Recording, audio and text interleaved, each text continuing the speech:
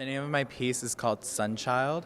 It was inspired when me and my friend, we were walking around local Lansing, and the Lansing floral shop, they have this really nice wall, and it's just very, very yellow. It was during the summertime, and what I really wanted to do is, like, I was meaning to shoot her, so we decided to come on down, and we had a photo shoot, and this has probably been like one of my favorite like shoots that I've done of her so far, because I really love the way that the colors of like her shirt and like the back of it, the backdrop mix, because it was almost like dead on the way that the colors were.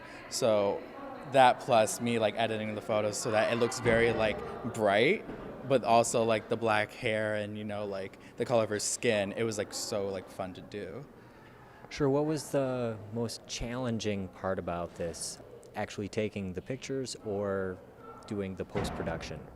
I think taking the pictures, because a lot of the photos that end up being the best are like the accidents. So whenever I'm shooting, I have an image of my mind of what I want to do and how I want my pictures to look. But by the end of it, it's something completely different that I end up like being really, really happy with. So when I was doing this shoot, I really wanted it to be kind of clean, very portrait.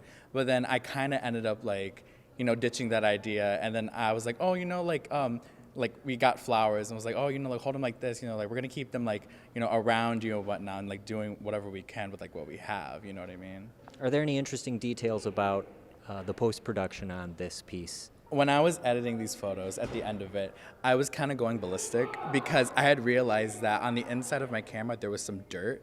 So like in all the photos, there was just this black speck in every single photo. And I was like, oh my God, like I really, really like these photos, but this is everywhere. Like, I don't know how I'm gonna do that. So I ended up like downloading a bootleg Photoshop.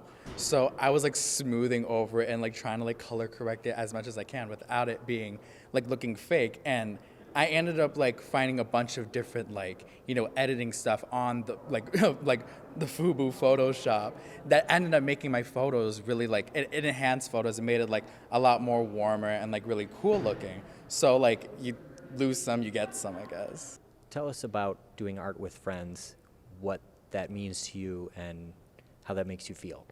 Whenever I do, I always try to, keep like not only friends but family in mind when I do pieces, because whenever I like, especially with my my photo shoots, it's always like someone that I know and someone who like really asks me like, oh my God, like I want to be a part of like one of your next photo shoots, and they're usually like a really close friend. And when I do shoots with my friends, it's much more like fun than having someone like, oh, I need to take my senior photos and I barely even know you and it's very quiet, I'm just like, oh, can you do this? And they're just like, no, like they're not as cooperative as say like someone who's really close to you, because they have more trust with you on the way that they're, I'm creating this piece of you and they have trust in me that I'm going to do this right and I'm going to do them justice.